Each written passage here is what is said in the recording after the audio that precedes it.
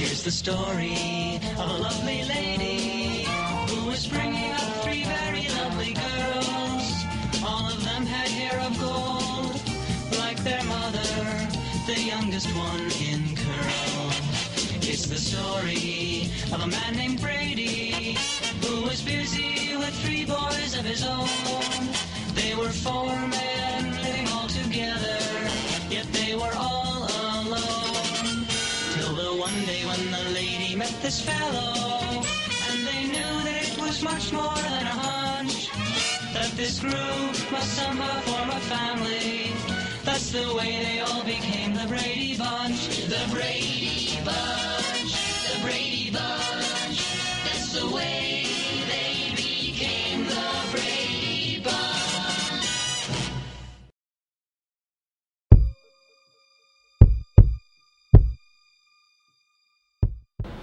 I saw Get Out, and Get Out was excellent. I also saw Dunkirk, which was also really good.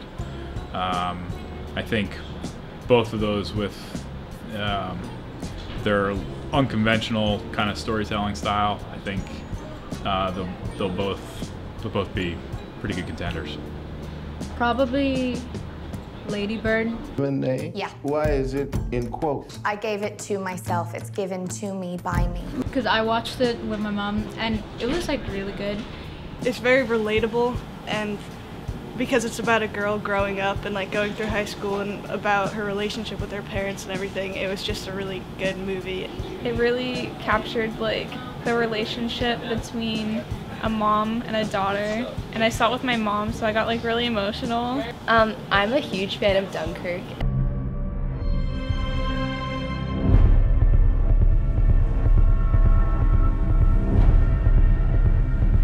We shall go on to the end.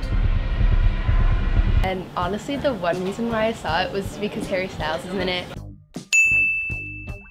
If he wasn't in it, I probably wouldn't have like gone to go see it on my own, but I went with all my friends. But I was pleasantly surprised. It was actually really good and really interesting. The only thing is that like the storyline is like set up like kind of confusing. Like it's like flashbacks, so like there's three different points of view, and you see them all through like the different like characters. So like that's kind of confusing, but like once it's explained, it's like Get Out. It was a great movie. I watched it maybe like 3 times. In the city? Yeah, we're just heading up for the weekend. Can I see your license, please? He wasn't driving. I didn't ask who was driving. I asked to see his ID. It's like a movie where if you miss something like the second time from watching it, you will like see other things that you didn't see, which makes the movie like really good.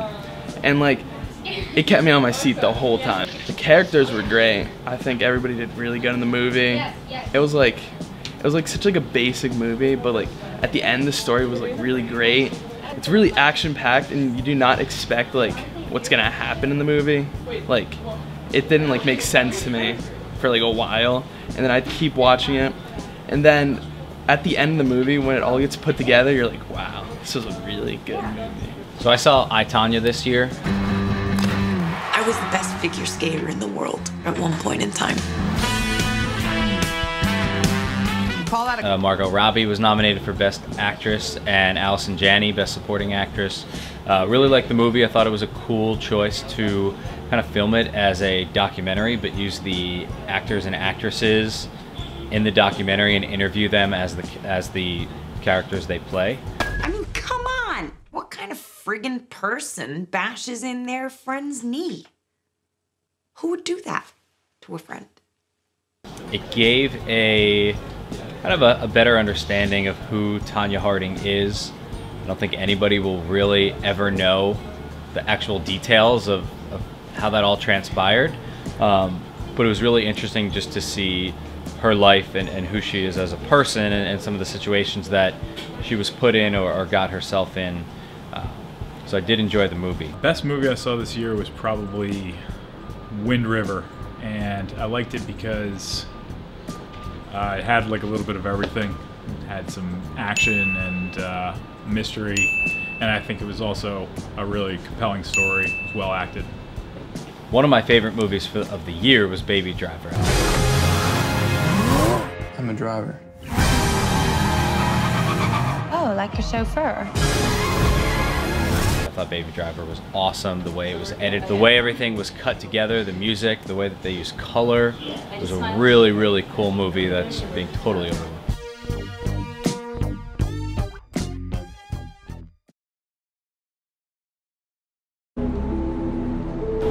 So, you want to know about Fortnite? Let me tell you about Fortnite. Fortnite is not a game. It's not a diversion. It's not a massive online multiplayer adventure. Fortnite is the future. Fortnite is training for a post-apocalyptic world that we're destined to find ourselves trying to survive in.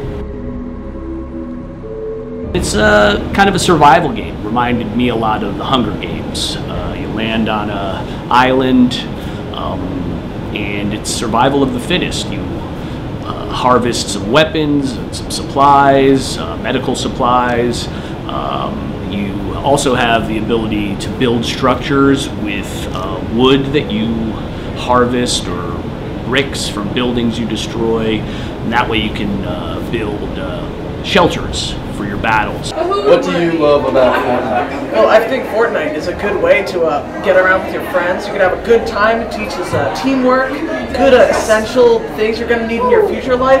I mean, like, the other guy's going like, and I'm like dying. I'm like, hey, friend, I need some help. And so he comes to help me, and I learn to trust. Because before that, I don't know who to trust, and I have trust issues. Then I help my friends, they help me. You know, we got a mutual thing going, and it's all good. And now I'm a CEO or gonna become of a very good company. It's teaching me life values. My parents are proud of me. What is your favorite part about Fortnite? I personally like when people wear the bush and walk around with it. What do you love about Fortnite, Pete? Probably say the best part about Fortnite is when you're dropping in and you land right on top of a chest and you open it and you know the first thing you got is a gold scar. I think it's probably the best thing that comes out of Fortnite. It's the best response I've ever heard. Some of my strategies, much like my real life, I'm not too confrontational, so I don't mind just kind of hiding in a bush, waiting for some unsuspecting prey to go by my line of sight. How many wins do you have on Fortnite? Like 25. I've won about 12 games. You've won 36? I mean, I don't really know. I just have so many. It's like uncountable. 74. Phil sucks. And counting.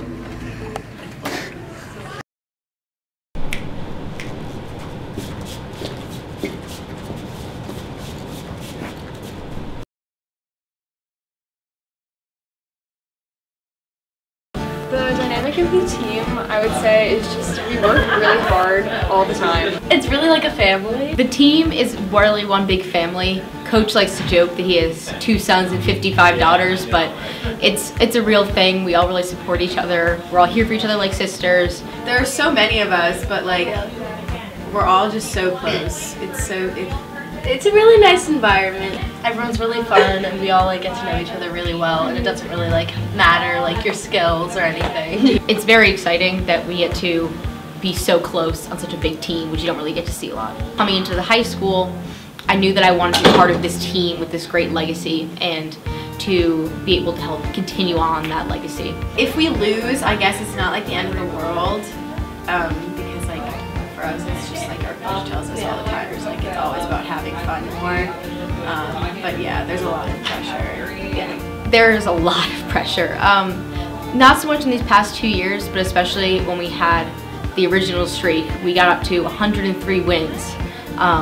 And every single meet was so much, there's a lot of anxiety building up to it because you're not just swimming for yourself, but you're swimming for all of the team, for all of the grades above you who have graduated. Kind of before we like lost that first meet, every team was like, oh, I want to beat Chatham, I want to beat Chatham, and that was kind of all any team wanted to do. Yeah. But so now that we've lost since then, it's kind of, it's just like now it's like, now I just want to swim. Now I just want to swim. Yeah. I want to have less chance to swim. It's nice to have that, to almost have the legacy behind us because now we get to create a new one.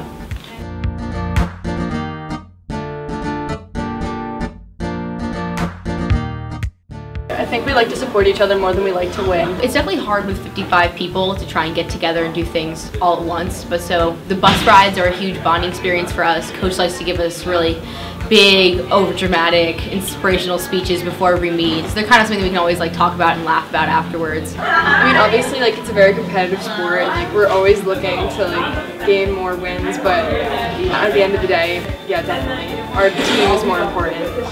During the meets, one big thing we do together is we do our 500 cheer. Half of like any swim meet is just like cheering for other people, because like there's only going to be 6 people in the water at one time. So like other than that, everyone else is just kind of like on the side of the pool or at like the end of the pool cheering. A couple years ago, we all made t-shirts together. Like, it's just really fun because we're a family before we're swimmers. Yeah, it's awesome to kind of be on the team and like have people that are there for you all the time and like coaches that support you through anything. And so I think just like the whole dynamic of it makes it a lot better. Especially having upperclassmen friends who are on the team, they all really encouraged me, telling me that it was going to be a really fun time. And it was. It's one of the most fun experiences I've ever had in my entire life. And it's one that I've been grateful to have for the past 4 years.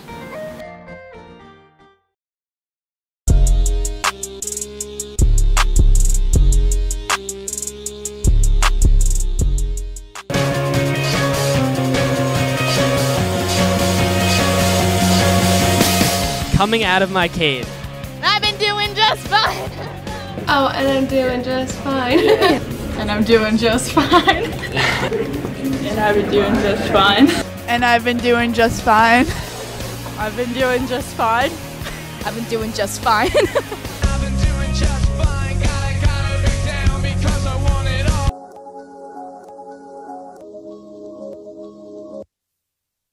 She see money all around me. I don't know. I'm really sorry.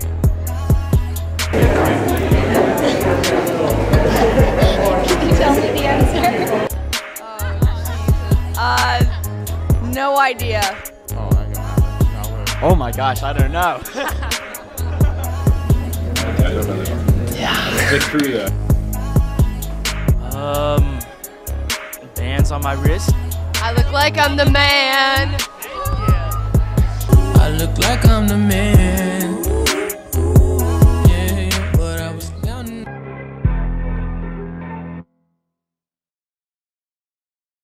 I only love my bed and my mama. I'm sorry. I'm sorry. I'm sorry, 50 dub, I even got it tatted on me, 81. I'm sorry. Oh, I don't know. It's a new Drake song, but I don't know what comes next. Leland, wait, what's that? I'm sorry? Yeah. Yeah, I only love my bed and my mom. I'm sorry. 50 dub, I even got it tatted on me.